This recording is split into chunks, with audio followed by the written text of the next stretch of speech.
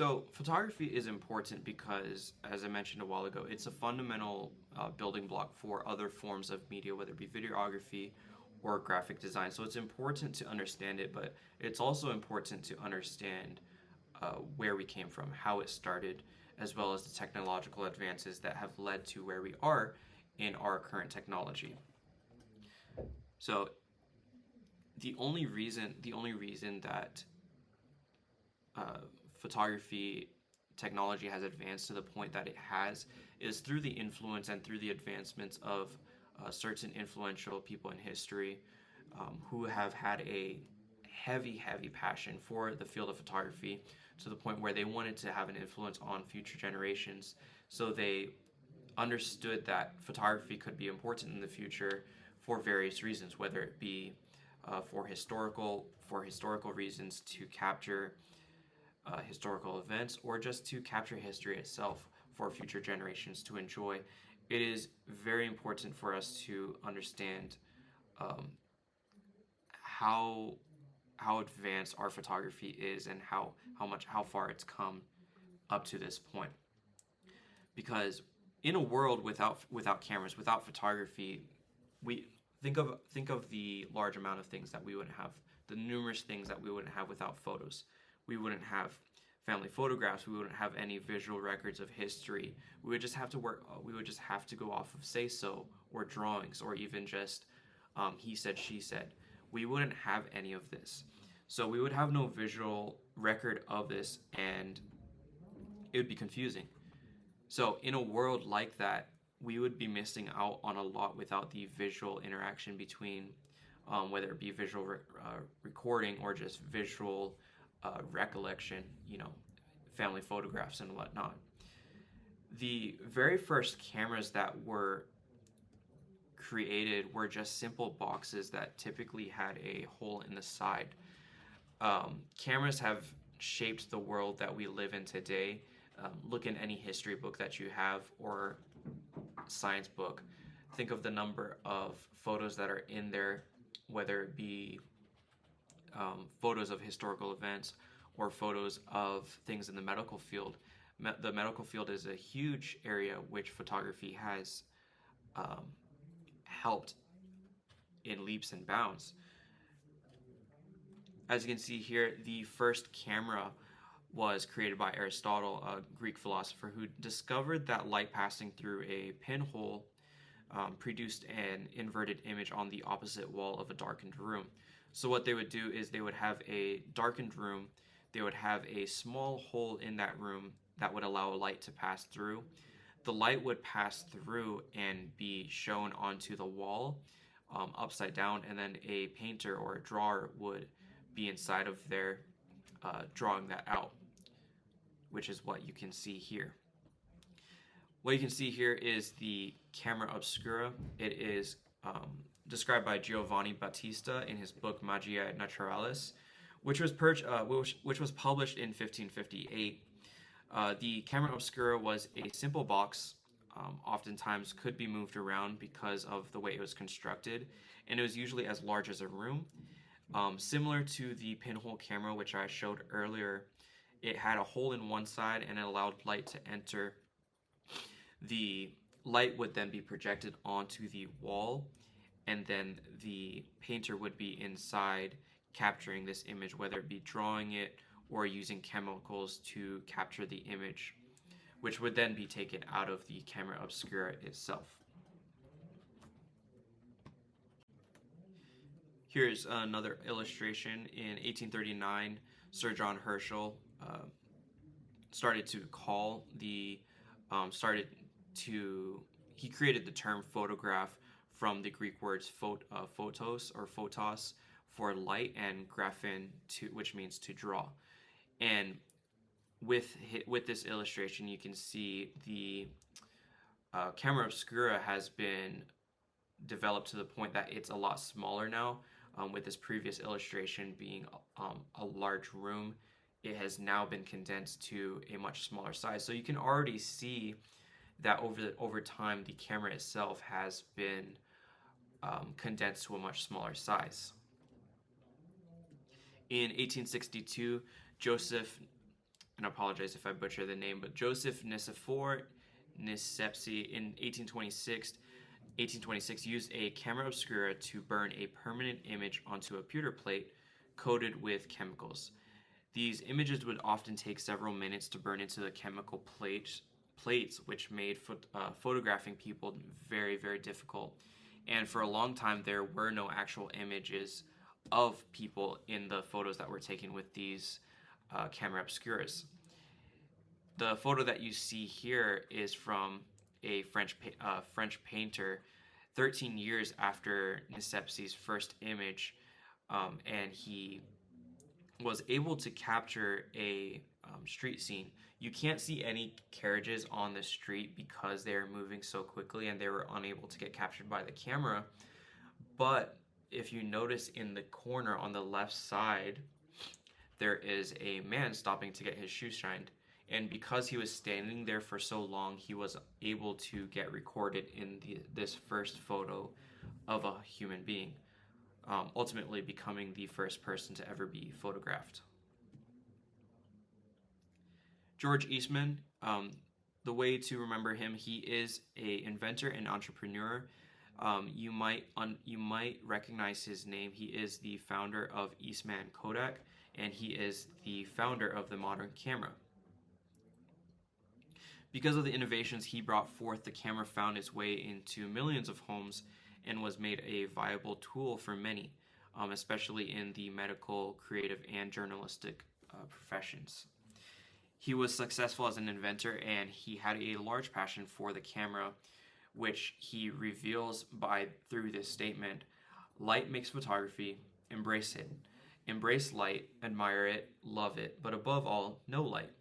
Know it for all you are worth, and you will know the key to photography," which I think is very important. As I said earlier, as photographers, you are storytellers, and the way that you are able to tell stories is through manipulation of light. You are capturing light. His company released the Brownie camera, which was the first camera that was marketed to consumers on a large scale. The awkward chemical plates that were in the camera obscura were made obsolete by the invention of roll film that could be exposed quickly and transported easily. Film is something that many photographers still use, and you can see from this illustration a advertisement for the original Kodak camera, the Brownie, back then only costing $25 and reloading for $2, which to us is very cheap, but back then was right on the edge of becoming obtainable for everyday consumers, which is what he wanted. That was his goal for the Kodak camera, the Brownie camera, is that people on a wide scale would be able to obtain one and to use it. When the Brownie was released in 1888, it was originally called the Kodak camera, but it was then named the Brownie camera when it was released commercially. Eastman promoted the camera with the saying, "You push the button and we do the rest." This was because it was preloaded with a roll of film that held 100 exposures or 100 photos that could be taken. The camera was then sent back to the company for development and then reloaded with fresh film, as you can see here, for $2. After that, it was then returned to the customer for more photos to be taken. Because of the cost. I apologize. This is back then it cost $1, but back then it would have costed. Apologize. I'm mixing my information around. The camera cost $24, and because of this price, and because again he wanted to make it more accessible for the general public, he made it inexpensive to purchase a camera as well as to continue using it, and to take away the responsibility from the user itself to have to do the actual development. Because if you have any experience in development of film, it does take a while. So he marketed it to the general public for its ease of use and the fact that you could just point and shoot. And here is that Kodak Brownie camera. The next camera that was developed is the SLR, or the 35 millimeter rangefinder. This was a enormous leap forward with as far as inventions in photography. The SLR featured through the lens viewing and allowed the photographer to see the exact image that would be recorded by them specifically. These cameras are known as system cameras. This is the introduction to system cameras, and this means that it is compatible with a wide selection of lenses, filters, and viewfinders within that specific brand itself. This is similar to the cameras that we use today, which is why this was such a jump as far as technological advancement. The variety of lenses available to the SLR user make it the ideal camera for professionals and camera users, enthusiasts alike. The interchangeable nature of the system allows photographers to carry as much or as little as they like depending on the situation. Today we are able to carry a lot more gear because cameras have become much smaller and we are able to use different lenses as well, even from different. So with Canon, they've got EF lenses and RF lenses. Now you are able to use both of those systems, the mirrorless system and the EF system, through a adapter, which makes it easier for people to save their money and just to use lenses and gear from other systems interchangeably. Here's another photo of the SLR lens reflex camera. This will be important to know as far as the different cameras that came out. SLR stands for single lens reflex. The second person that we'll be talking about as far as the influence that they had on the field of photography, the first one, of course, being the founder of Eastman Kodak, and the second one being Ansel Adams. Ansel Adams was a nature photographer and conservationist known for his influence in the realm of photography as well as in conservation of our national parks. He was an influential photographer who used his photographs to promote the conservationist agenda, which he promoted heavily. His photographs of various national parks and areas throughout the U.S. moved people emotionally to endorse the efforts to protect America's natural beauty and resources. Ansel Adams lobbied various political figures such as cabinet officers, congressmen, and presidents on behalf of environmental issues, and it's actually because of him that we are able to enjoy many of the national parks that we are able to visit today.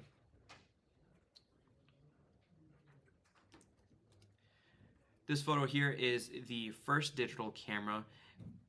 If we go back here, you can see that this is the 35 millimeter rangefinder, and then you've got the Nikon single lens reflex camera. These both use film, but this would be the introduction of digital to the realm of photography. This would be the most dramatic evolution in the development of the camera itself, as it switched from film to digital. The one underlying feature of every camera up until 1975 was the chemical-based method of recording the image onto something, whether that be plates with the camera obscuras or onto film. Now, photos were going to be recorded onto digital sensors. Light is recorded by individual photosensors, which make up a pixel of the image, which are then recorded in different spectrums and then compiled into one single full color image. That photo is then stored onto a memory card or other magnetic storage device. And if you are familiar with different forms of media storage, you might see, or you might be able to see on this picture itself, what the actual memory card or storage device is on the first digital camera. The third man that we will be talking about is who is responsible for inventing the digital camera, and that is Steve Sasson, who invented the digital camera in 1975. The first prototype digital camera was invented by Steven Sasson in 1975 while he was actually working for Eastman Kodak Company. This prototype featured a 0.01 megapixel sensor which weighed 8 pounds and was the size of about 2 tissue boxes. From this picture, you can see how big the first digital camera is, and we'll see later the first mobile phone with a camera on it, but you can definitely see how far technology has come in the realm of photography. The first prototype having a 0.01 megapixel sensor. The most recent iPhone that was released has a up to 40 megapixel sensor on it. So technology has definitely come a long way. Steve Sasson was awarded an honorary doctorate from the University of Rochester in October 2009 for his work in pioneering the digital camera. The university's professor and former engineering dean, Kevin Parker, stated the following about Sasson. Steve knew that making this a point-and-click reality was 10 to 20 years in the future, but he and his colleagues saw the potential. Much of what we do in research universities today, from microscopic imaging to telescopic imaging, stems from Steve's original work. Because of him, the medical field was a field that definitely took large leaps forward as far as advancements. He was only 25 years old when he developed the first digital camera prototype. The digital sensor in this camera made it possible for many more uses of the camera in the areas of medicine, education, science, and law enforcement that would not have been possible with film-based cameras. So, as you can see, Steven Sasson had what would be called the most he would be responsible for the greatest leap forward as far as photography advancement. Today, cameras have developed to such a level that they're even doing eye detection and different types of forms of technology that are implemented into our cameras, that it's interesting to see how far our camera has gone from boxes or rooms with holes in them, with people drawing out the images, to technology that is doing it all for us. The next example that you'll see as far as advancement is the first mobile phone with a camera. In May of 1999, Japan launched the Kyocera VP210. It was the first phone with a built-in camera that was sold commercially to the general public. The phone had a 0.11 megapixel camera and could take up to 20 pictures before its onboard storage was full. It even had its own integrated stand so that users could take pictures of themselves. The price for the phone in Japan was 40,000 yen, which is $325 US. This could be called the equivalent of the iPhone back in 1999, with it being the first phone with such a technological advancement. It was new to people. The fact that people were taking a camera and being able to put it into a phone was something that was new. And this next picture is the Canon 1DX Mark III. Just to give you a little bit more sense of the timeline, as far as we've seen pictures of the camera obscura, the pinhole camera, the SLR cameras, as well as the phone cameras that were introduced, now coming to this point. And we also have mirrorless cameras that are still being developed, and various other cameras that are coming out every year. So, you've got the camera obscura, the film medium, the single lens reflex camera, the digital camera, and the digital camera.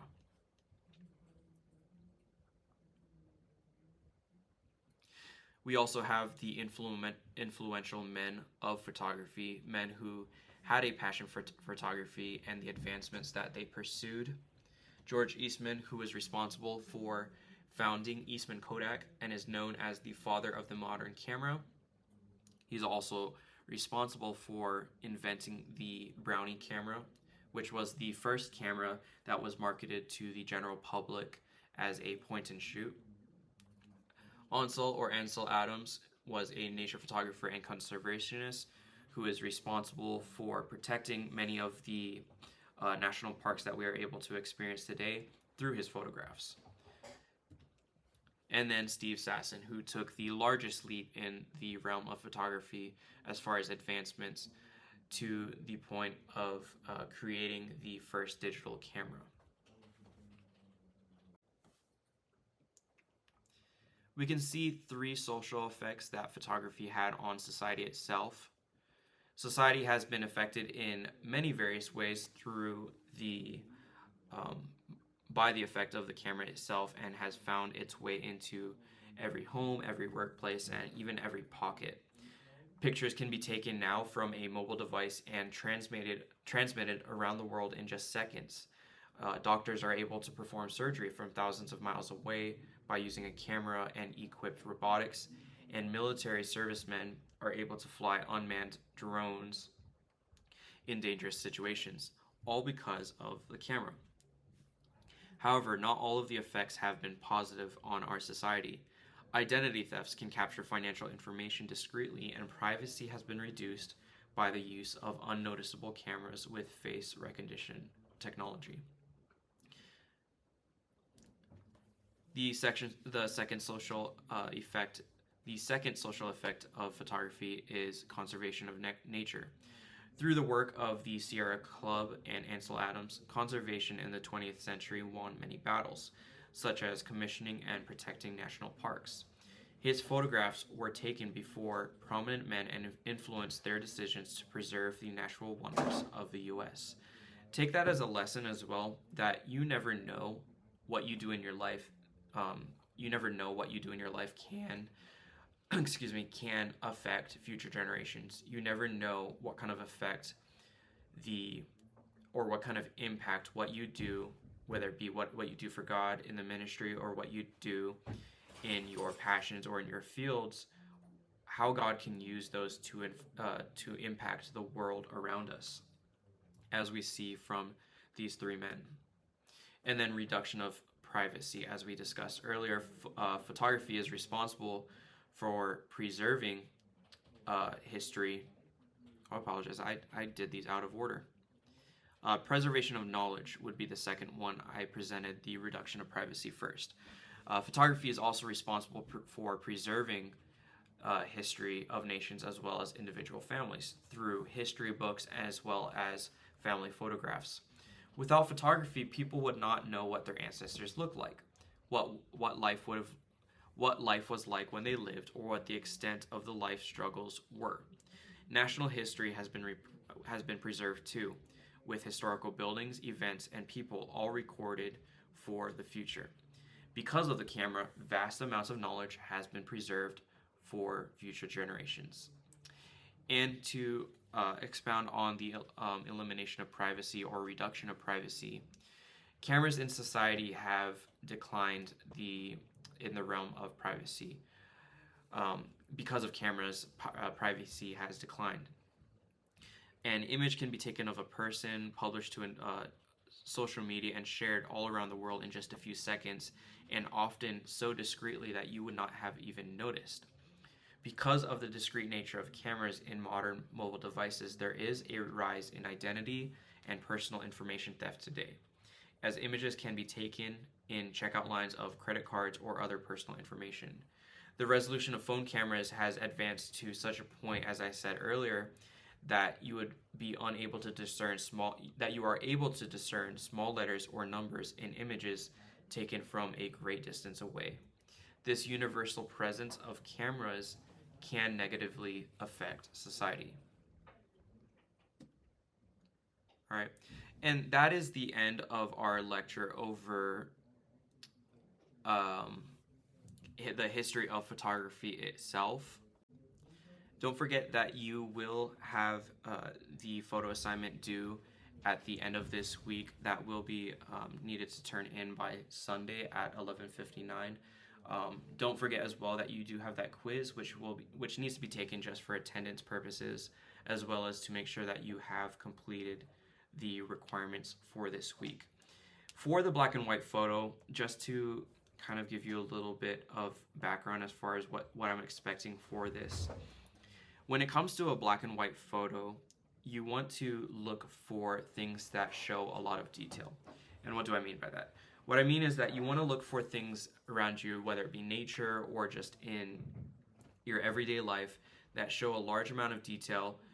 Some examples might be the grass on the ground, the carpet, or even something that shows a good contrast between light and dark, highlights and shadows.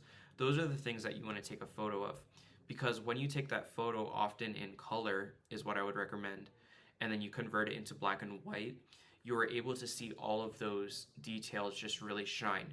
Because you are extracting the color from the photo itself, you are able to give the viewer you're able to help the viewer to focus solely on the details of the photograph itself rather than all of the colors as well. I've given you the black and white photo as your first photo assignment because it is one of the easiest photo assignments to start off with. So just look for something that has strong detail. It has strong contrast between light and dark. I would advise that you take that in color and then convert it to black and white through editing. If you're taking that photo through your phone, you are able to do that just by editing the photo itself to turn it into black and white. The big thing with your photo assignments is that I want you to be able to practice. I want you to be able to take these genres and to learn about the different styles of photography that there are. With this one specifically, or just with all of them specifically, your photographs need to tell a story. Photography is a form of storytelling, and if your photo just has no storytelling ability, then it's not a good photograph. Now, obviously, your definition as far as what story that photo tells is going to be different from what the observer might see. You know, you might take a photo of a dog and turn it into black and white, and you might have a specific reason for why you did that the viewer may not understand without a caption. But that is up to the viewer. But what I want to stress is that I want you to be able to practice these different genres because these different genres are going to be able to translate over into your ministry use, your ability to take these to use these different skills and apply them to a ministry aspect. In our next lecture, we will be going over exposure, the understanding of it, and just a short introduction into that through all three areas: shutter speed, ISO, and aperture. So I look forward to going over that with you all in our next lecture. And I look forward to seeing your photo submissions for this week.